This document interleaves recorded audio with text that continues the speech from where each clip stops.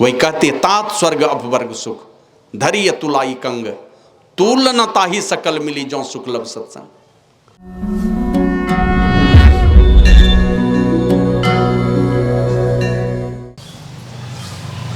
अपार भव से तारण करने वाले संत सदगुरु हैं। उनकी कृपा के बिना मेरा भला नहीं हो सकता, उद्धार नहीं हो सकता। और जिन पर कृपा हो गई फिर जो कुछ चाहेंगे, चाहने की बात तो छोड़िए, आप सोच भी नहीं सकते हैं क्या मिलेगा, सोच नहीं सकते हैं। और इसी की चर्चा हम लोग वेद भगवान के उपदेश में सुने। वेद भगवान कहते ओम युंजान प्रथमम मनस्तत्वाय सविता धियम अग्निर ज्योतिर्निचाय्य पृथिव्याद्यावर। जानना है, कौन जान सकेगा? वेद भगवान कहते एकमात्र मनुष्य। इसीलिए उपदेश भी वो मनुष्य को ही करते हैं और किसी जाति विशेष, किसी देश विशेष, किसी धर्म विशेष के लोगों को नहीं। ऐ मनुष्य, मनुष्य ही जान सकता है। और मनुष्य को उपदेश भी इसलिए किया जा रहा है कि मनुष्य आया ही है ये काम करने के लिए। इसके अलावा और भी काम है, लेकिन मूल में यही काम है जिस काम को करने के लिए परमात्मा ने हमें मनुष्य का शरीर दिया है। रामचरितमानस में लिखा है गोस्वामी जी ने, आकर 4,84,84 जीव आता है इस संसार में, परमात्मा भेजते हैं संसार में। जोनी भरमतिया जीव विनाशी, भेजता है मनुष्य शरीर में। लेकिन यहां भेजने के पहले 84 लाख योनि और 4 खानियों में भटकता रहता है। बिछुड़ गया परमात्मा से, मौज हुई परमात्मा में, जीव की उत्पत्ति हुई, आया इस संसार में, भटकने लगा 84 लाख योनि में। परमात्मा के रचाए गए खेल में खेल खेलने लगा जीव यहां पर। गप मत करो। श्री सद्गुरु महाराज की जय। मोबाइल सब लोग साइलेंट कर लीजिए, मत कीजिएगा। श्री सद्गुरु महाराज की जय। कभी कृपा करते हैं परमात्मा, ये मनुष्य का शरीर देते हैं। तो आया ही है, ये मनुष्य का शरीर मिला ही है। ऐसे तो भगवान श्री राम बड़ी अभागा बतलाते हैं उनको। कहते नर तन भव वारिद कह बेरो सन्मुख मरुत अनुग्रह मेरो करंधार सदगुरु दिरनावा दुर्लभ साज सुलभ करी पाओ। दुर्लभ साज परमात्मा देते हैं। मनुष्य का शरीर दिया, अपनी कृपा भी दी, और सबसे बड़ी कृपा कर दी करंधार सदगुरु दिरनावा, ये दे दिया। इस दृढ़ नौका, ये मनुष्य शरीर जो नाव है संसार सागर को पार करने के लिए, इसको खेवने के लिए खेवटिया भी भेज दिए। बस अपने नाव पर बिठाना है खेवटिया को, जाना तो पड़ेगा उनके पास। खेवटिया मेरे जीवन रूपी नाव पर बैठ जाए, मनुष्य शरीर रूपी नाव पर बैठ जाए, बिना उनके इशारे के हमारी जीवन नैया नहीं चले। लेकिन करते हैं ये तीनों साज परमात्मा बड़ी दुर्लभ है, वो सुलभ कर देते हैं हम लोगों के लिए।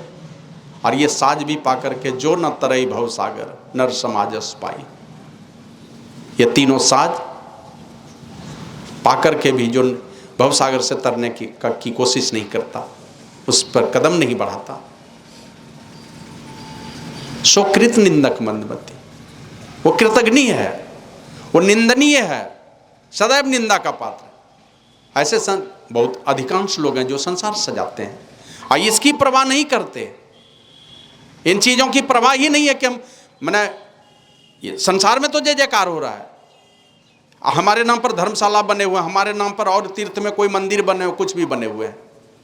देखते हैं ना, ये क्या कहते हैं, आप जाइए, भगवान गणेश की पूजा होती है, गणेश उत्सव चलता है महाराष्ट्र में, लेकिन बाद में गणेश भगवान की दुर्दशा देखिएगा क्या करते हैं लोग। जाके देखिए, जहां मनता गंदे के ढेर में गणेश भगवान को फेंक दिया, तो इधर तो जय जयकार कर लिया, उधर कूड़े के ढेर में ले जाकर फेंक दिया। तो उसी प्रकार संसार में हमारा जय जयकार हो, ये काम तो हम करते हैं। धर्मशाला में नाम लिखा है, मंदिर में नाम लिखा है, लेकिन पता कीजिए मर करके कहां पर पड़ा है, तो पता चलेगा बाप दादा मर करके भूत प्रेत के शरीर में पड़ा हुआ है।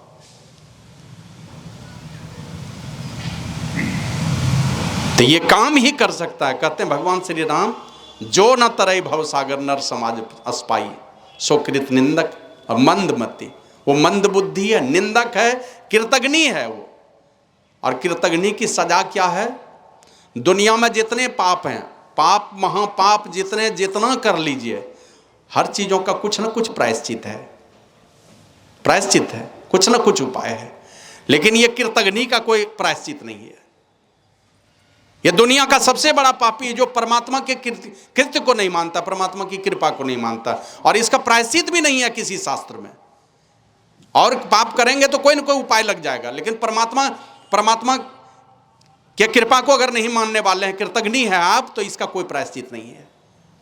ये काम ही कर सकता मनुष्य का शरीर, परमात्मा को जानने वाला, परमात्मा को पहचानने वाला, और उस पहचान के लिए परमात्मा की भक्ति करने का काम, ये काम मात्र मनुष्य शरीर से हो सकता है। इसलिए वेद भगवान कहते हैं, ए मनुष्यों, जानना उस परमात्मा को, बिना जाने तुम्हारा कल्याण भी नहीं है, और जानना बहुत आसान भी नहीं है, जाने बिना उपाय भी नहीं है। यमराज का उपदेश है ना नचिकेता को, जिस प्रकार छुरे की धार तीक्ष्ण और दुस्तर है, उससे भी कठिन है यह मार्ग, उस तत्व को जानना। लेकिन बिना जाने उपाय भी नहीं है, और नहीं जाना, इस शरीर को पाकर के नहीं जाना तो हानि भी उतना ही है। दुनिया की सबसे बड़ी क्षति हो गई अगर उस तत्व को नहीं जाना। और उसको जानने के लिए वेद भगवान कहते हैं कि ए मनुष्यों, जानना तो तुम्ही को है, जानने का सामर्थ्य भी तुम्हारे अंदर ही है, दूसरा कोई शरीर वाला जान नहीं सकता। और जानने के लिए जो शरीर मिला हुआ है, इसलिए तुम भाग्यशाली भी हो। और इसको जानने के लिए सबसे पहले तुमको करना पड़ेगा बुद्धि योग, बुद्धि योग करना पड़ेगा। वो औकात होनी चाहिए बुद्धि के अंदर में। चलो पहले हमारे गुरु महाराज सरल बना दिया उसको, बुद्धि योग का अर्थ हम लोग नहीं जानते थे। साधु पुरुषों की संगति हो, चलिए महापुरुषों की संगति में चलिए। ऐसे शास्त्र के पास भी जाते हैं, शास्त्र भी उलट पुलट करके पढ़ते हैं हम लोग, वो भी सत्संग है, लेकिन उस बात का विश्लेषण नहीं कर पाते। ऐसी ऐसी संतों की वाणी है, उसका विश्लेषण भी नहीं कर पाते, अर्थ भी नहीं समझते हैं। जाइए साधु संतों के पास, बैठिएगा, सरल सरल शब्दों में सारी चीजों का अर्थ बता देंगे वो। अब बुद्धि योग करना पड़ेगा। और जाने मात्र से, खाली जाने मात्र से, ऐसे एक एक संत हैं, संतों का दर्शन मात्र से ही, ऐसे तो रामचरितमानस में लिखा है, लो नैननी संत दरस नहीं देखा, नहीं देखा जिन्होंने इन आंखों से संतों को, का लोचन मोर पंख समलेखा, बेकार है वो आंखें। और जिन्होंने देखा तो एक से एक संतों, ये संतों की संगति का गुणगान करते हुए कहते हैं, एक घड़ी आधो में पुनियाद, और तुलसी संगत साध की एक दो नहीं कटे कोटि अपराध। और अपराध तो हम लोग अरबों खरबों में कर रखे हैं, उसमें करोड़ों में कटते हैं खाली दर्शन मात्र से। गुरु महाराज लिखते हैं, सदगुरु दरस देन हिताय, आ गए दर्शन देने, अंदर में नहीं का बाहर में ही, बाहर में भी अगर कहीं दर्शन हो गया तो भाग जगे, भाग जगता है। भाग इसलिए जगता है, हमारे जीवन से दुर्भाग्य के बहुत सारी पूंजी जो हमारे जीवन में जमा हो गए, वो दुर्भाग्य कट जाते हैं, इसलिए भाग्य जग जाता है।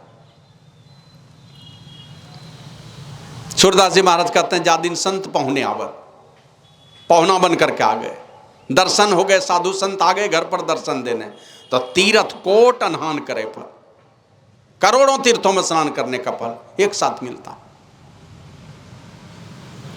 रामचरितमानस में लिखते हैं तुलसीदास जी महाराज, जब गए हनुमान जी, चारों तरफ पहले निरीक्षण कर लिया लंका का, नगर दक्षिणी दीवार थी, घूमते घूमते गए, जैसे गेट से घुसना चाहते थे, एक राक्षसनी पहरा दे रही थी, तो रोका उसको, रोका तो दिया, ये घुसा लगा करके उसको, और खून से जब मुंह से खून की धारा बहने लगी, रुधिर की धारा बहने लगी, तो देखा उनको ये जानवर है, बस उसी समय विश्वास हो गया। वही कहते तात स्वर्ग अपवर्ग सुख धरी तुलाई कंग तूल न ताही सकल मिली जो सुख लब सत्संग। पल भर के सत्संग का इतना बड़ा सुख का कि महिमा गा करके सुनाया।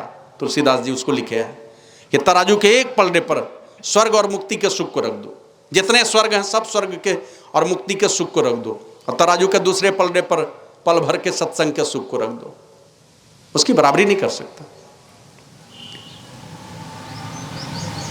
छोटी छोटी बातें एक ही कहानी को बार बार दोहराते हैं, सुनते हैं, लेकिन जब विचार कीजिएगा तब पता चलेगा इसमें लाभ कितना। कभी सुनते थे हम लोग, पूज्य बाबा साहिब स्वामी जी महाराज कहते थे, एक बार संयोग से गुरु वशिष्ठ चले गए विश्वामित्र मुनि के दरबार में, आव भगति की, देखा ये तो ब्रह्म ऋषि हैं, खूब सेवा सत्कार हुआ। अब जाने लगे तो अब मन में सोचते हैं कि इनको विदाई में क्या दूं, दक्षिणा में क्या देनी चाहिए। अब सोचते विचारते हो सोचा क्या दूं विदाई में, 1000 वर्ष के तप का फल उनको दान दिया। 1000 वर्ष अपने जीवन में जो तपस्या हमने किया है वो तप का फल उनको दान दे दिया। जो जो आ जाए आपके कोटे में ले जाइए।